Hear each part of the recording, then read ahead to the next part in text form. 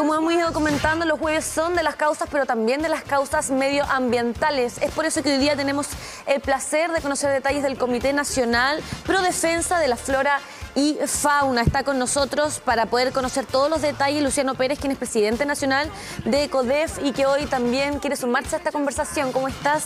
Un gusto, Luciano, que puedas estar con nosotros a esta hora de la mañana hablando detalles, ¿cierto?, de tan importante causa. Sí, un gusto estar acá con ustedes compartiendo y bueno, contarles un poco de esta ONG. Así que muchas gracias por la invitación.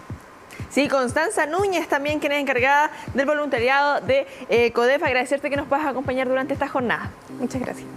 Queremos conocer detalles, ¿cierto?, de lo que es este comité que de manera, o sea, son tantos años los que ya llevan al servicio de un tema que es tan trascendental y que hoy día hemos evidenciado y quizás estamos intentando hacer más cosas al respecto. Vemos a la gente mucho más motivada con el reciclaje y con tantos temas que tienen que ver con lo medioambiental. Pero ¿hace cuánto tiempo que ustedes se suman justamente a esta causa y cómo ha sido de importante para ustedes el poder hoy día llevar este estandarte e ir en la ayuda de la flora y fauna? Bueno, el CODEF es la ONG ambiental más antigua de Chile, del año 68 de octubre, su existencia. Los fundadores originalmente eran del mundo de la ciencia, algunos veterinarios, algunos también como de la línea forestal, y a lo largo de los años nosotros usamos el orden distinto, es Comité de la Fauna y Flora, porque precisamente una de las primeras líneas de trabajo fue comenzar a trabajar con fauna. De hecho, uno de los fundadores también es cofundador de la Sociedad Protectora de Animales de Chile. Entonces tenemos de estos personajes históricos que crearon la ONG, que eran muy activos en la ciencia, en la defensa de estas causas. Así que bueno, a lo largo de los años vamos a cumplir 55 años ahora en octubre. Ha sido toda una historia tremenda de aprendizaje, de esfuerzo, porque es una organización sin fines de lucro. Nos autofinanciamos con las cuotas sociales, con postulación a proyectos. Entonces no es fácil para una ONG mantenerse por tantos años con todas las variaciones que implica pasar también con distintas políticas de distintos gobiernos. Así que, bueno, hoy en día es una ONG consolidada que tiene además alianzas internacionales y eso nos permite también una visión global de las estrategias de conservación, no solo defender lo local y pequeño, sino que pensando eso en proyecciones más globales, ya sea nacional o continental o inclusive va más allá de un continente, digamos. En el caso de las aves, el trabajo que hacemos cruza la frontera y nos vinculamos con otro continente en estrategia compartida. Entonces ha sido una cosa bien bonita a lo largo de los años. Yo soy voluntario del año 89, después me hice socio en 91 y de ahí nunca más me desconecté de la ONG. Pues. Así que, importante, Luciano, porque bueno, como presidente nacional nos puede entregar también una visión macro en torno a esto. Bueno, es algo que abordamos siempre relacionado a la biodiversidad. No conoce de fronteras. Nosotros vamos poniendo la frontera y quizás nos preocupamos de nuestra región, pero hablamos de zonas macro y como tú señalas, hasta continentalmente. Lo que significa, ya que mencionas desde la época que te sumaste, porque acá lo hemos hablado con académicos de la U y claro, el movimiento preocupado por lo medioambiental viene hace años, pero en un momento igual era pensado como yo el loco, medio hippie. Ahora sabemos y estamos en una crisis porque no nos tomamos en cuenta las investigaciones y los precursores de estas iniciativas. El balance que han hecho ustedes también, van a cumplir 55 años. Generalmente los números redondos se van haciendo balance a los 50 años desde que inician.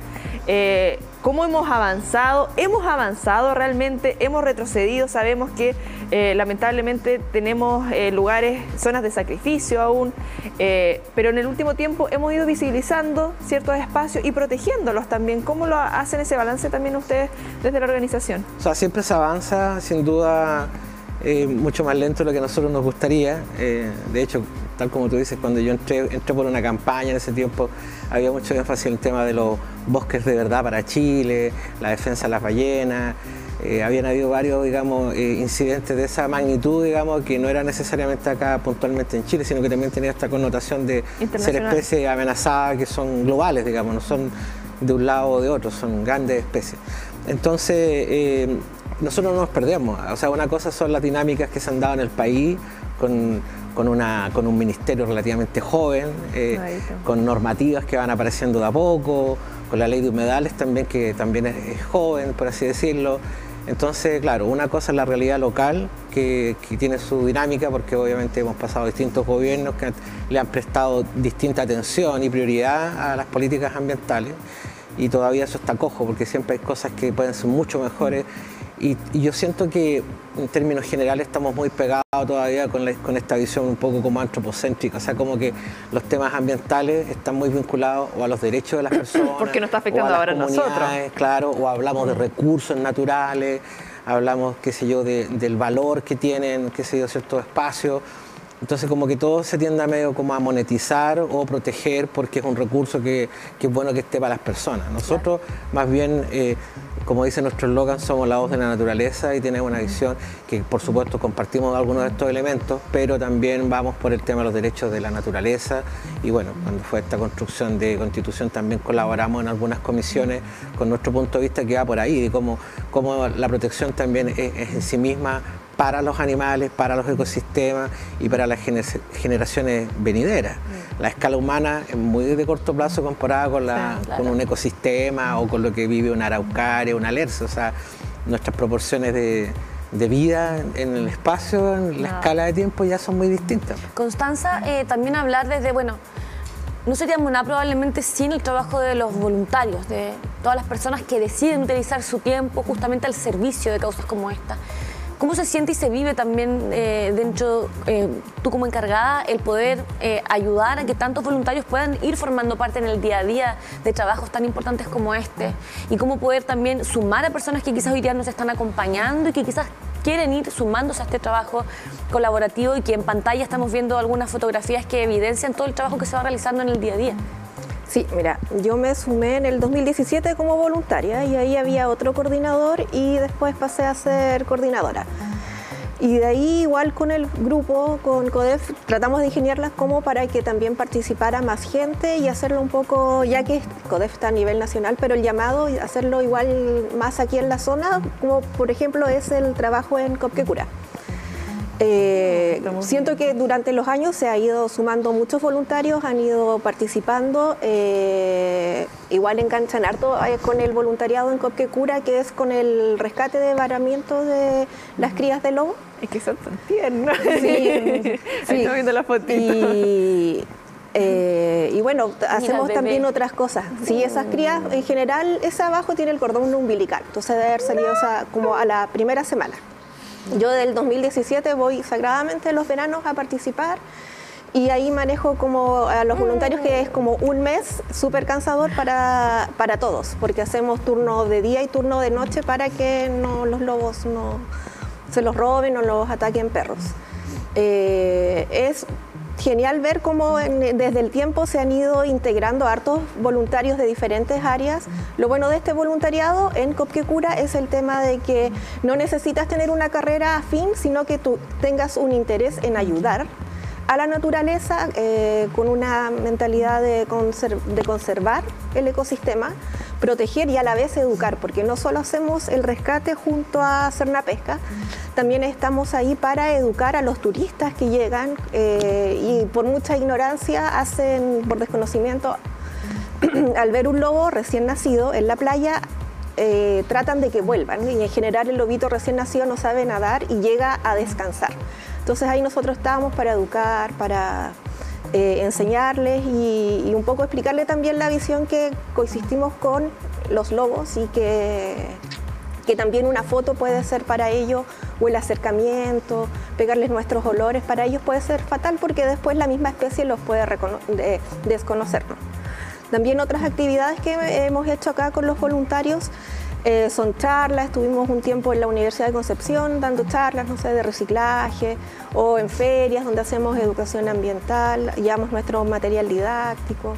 Entonces así la gente personas de todas las edades que les interese también educación ambiental, como igual varias áreas, se han integrado y a participar. Sí, importante ya que mencionas la educación ambiental, porque lo que significa obviamente generar esta conciencia. Hay un tema y sabemos que desde expertos, académicos, etcétera, etcétera, la investigación está. ¿Cómo llevamos eso también a sensibilizar a las personas? Porque, claro, ustedes están por la defensa. ¿Cómo hacemos entender a la ciudadanía? Sabemos que ya se ha avanzado, obviamente, y la ciudadanía cada vez está más empoderada y atenta a esto, pero dentro de lo macro, Recientemente se nombraron 2 humedales urbanos acá en la zona, también lo que significa eso dentro de las construcciones, dentro de lo que significa nuestro diario vivir, porque como tú indicabas, mientras cuando nos empieza a afectar a nosotros, nos entramos a preocupar. Claro. Pero esto ya viene hace bastante tiempo. ¿Cómo ha sido también eso de poder llegar a las salas, hacer charlas, talleres, estos mismos tipos de instancias? Me imagino que ayudan bastante a poder generar ese vínculo que, claro, uno quiere ir, tomarlo y lo bonito, pero lo que significa la realidad de que estamos invadiendo también su espacio. Sí, bueno, tal cual. Tú lo señalas muy bien. Son bonitos, son tiernos. Los cachorros en general nos evocan esa cuestión como afectiva, pero son animales silvestres que tienen que, digamos, no, como decía Constanza, no se les tiene que impregnar el aroma humano, ni a perfumes, ni a nada que no sea el aroma que tienen entre ellos, porque además no solo las madres reconocen a las crías por el aroma, sino que también por las vocalizaciones. Y en general a la gente le cuesta como entender que las acciones del hombre pueden alterar estos ciclos naturales. El mismo tema de los perros, el paseo de los perros, las fecas, las orinas, las hormonas que tiene esa orina. O sea, todo afecta, por eso que en los parques nacionales, por ejemplo, siempre hay señalética que dice no se puede entrar con las mascotas. No solo por la transmisión de enfermedades que podrían o no tenerlas, sino que además porque alteran a los animales que son locales.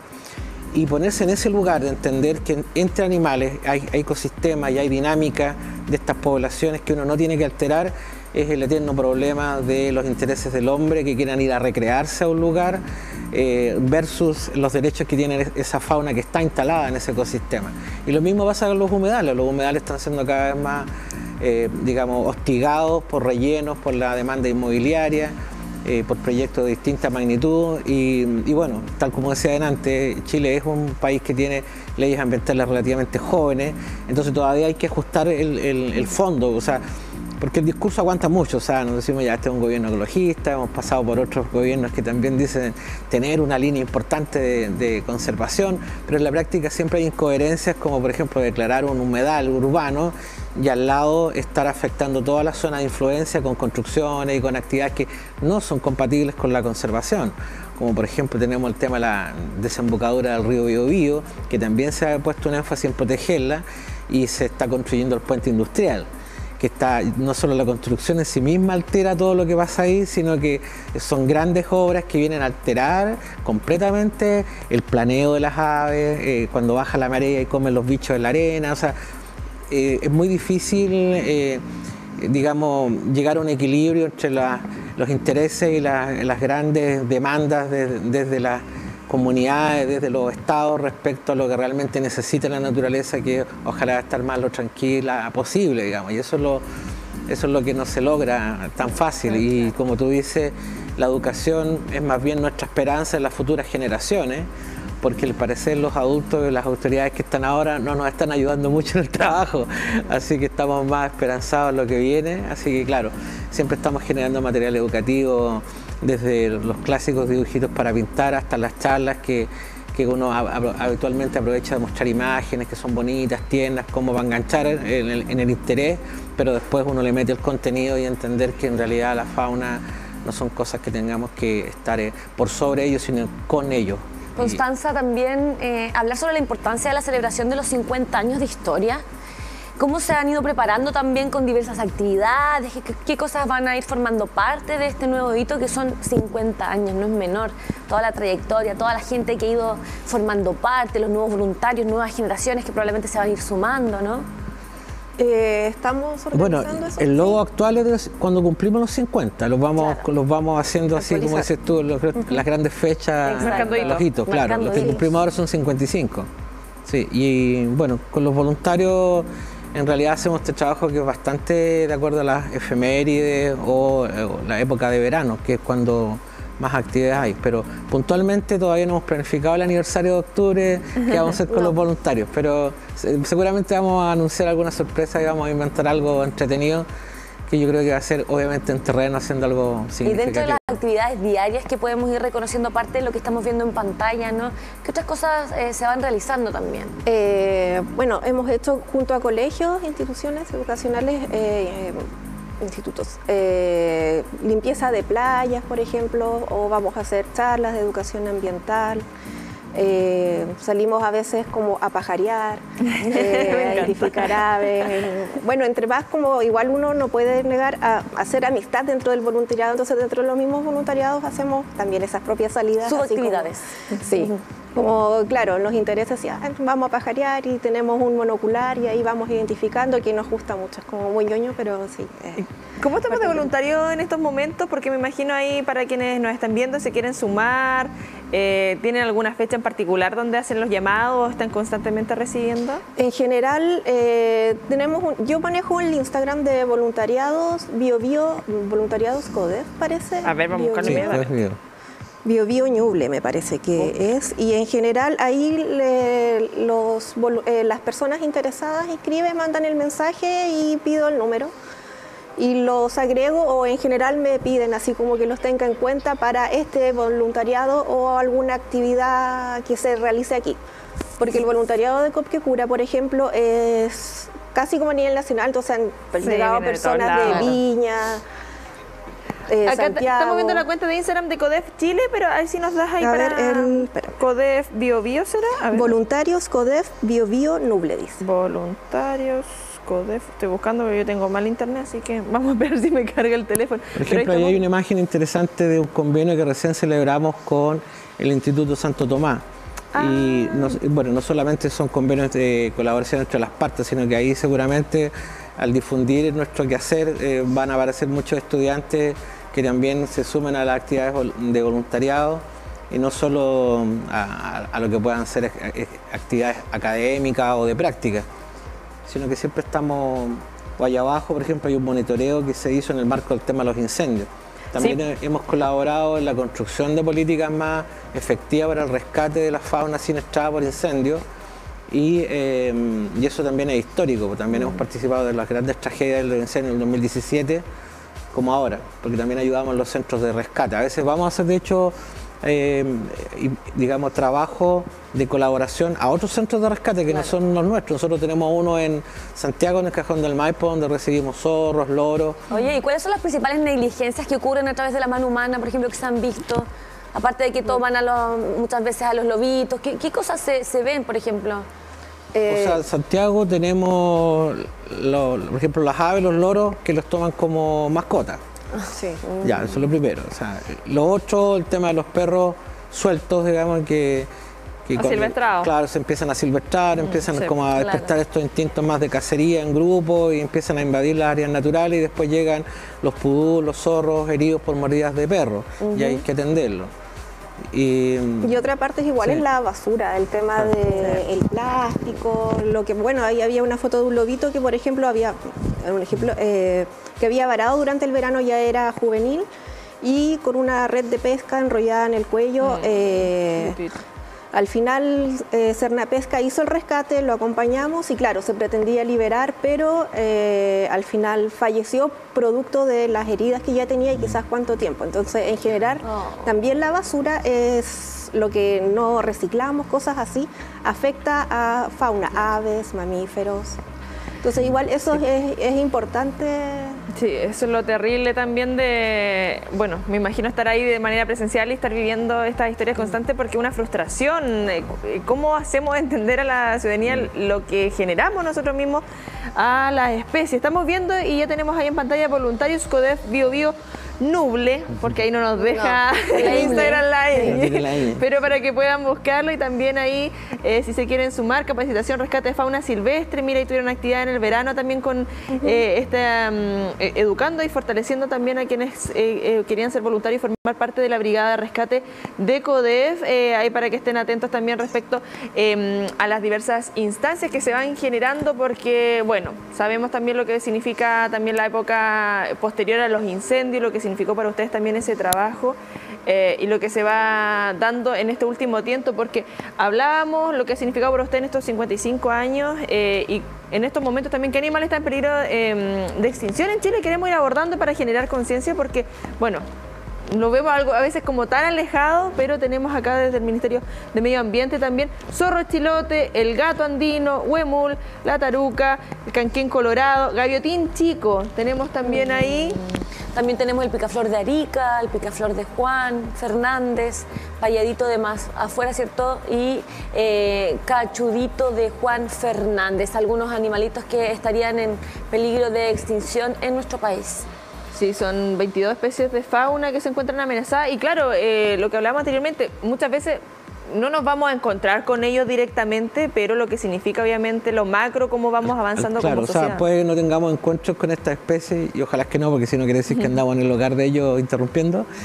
Pero sí, la humanidad, las comunidades, el turismo mal entendido o sin regulación, espontáneo, puede alterar los lugares donde están estas especies y afectar su vida, digamos. Importante mencionar que esta lista de las especies vulnerables son informes que se hacen desde la UICN, que es la Unión Internacional de Conservación de la Naturaleza, y sale la lista roja de especies en peligro. Y CODEF justamente uno de los socios de UICN que reportamos, digamos, cómo están las especies y esta lista va cambiando. Algunas especies derechamente pasan a una categoría que es más grave hasta que llegan en vía de extinción, o bien son simplemente vulnerables, hay distintos niveles de amenaza.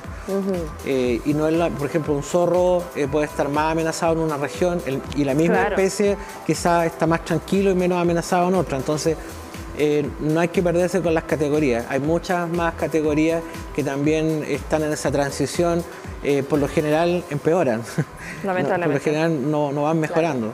Claro, ahora tenemos ahí, por ejemplo, las vulnerables. Entonces estos son los más, como los más simbólicos, pero lo que hay que entender muchas veces que son los que se estudian, nosotros le decimos especies simbólicas, carismáticas o especies paraguas, porque en el fondo al proteger el hábitat de una especie, que es la que se usa para el indicador, se protege a todas las otras que conviven también en el mismo ecosistema. Entonces son estrategias de conservación y hay que entender, digamos, que en la medida, por ejemplo, se protege el tricahue, entonces inmediatamente dice ya, ¿dónde vive el tricahue? ¿Qué come? Entonces ya estás protegiendo el árbol que genera la semilla, el alimento. Entonces por ahí va un poco la lógica de cómo todo va en cadena finalmente. Claro, cómo una especie, cómo un indicador te ayuda a entender que hay que proteger todos los ecosistemas, los corredores, cómo se relacionan de una región a otra. Muchas gracias por esta posibilidad de conocer detalles de estos más de 50 años al servicio de la flora y fauna. Creo que en la medida que vayamos educando a través de instancias como estas, vamos a ir valorando y vamos a ir protegiendo todo lo que está a nuestro alrededor. Así que muchas gracias a ambos por tener la oportunidad de estar con ustedes en esta conversación. Encantado, muchas gracias por invitarnos a contar un poco lo que hacemos y la importancia que tiene pensar en esto global también. Y lo esperamos para octubre, ahí va la celebración de los 55 años. Nosotros lo esperamos y en una vez hacemos algo en terreno. Eso. ¿Por qué no? Feliz, nos sumamos. ¿Hay algún viaje con que cura también? Yo me sumo, así que... A ver los lobitos. Sí, a los lobitos chiquitos.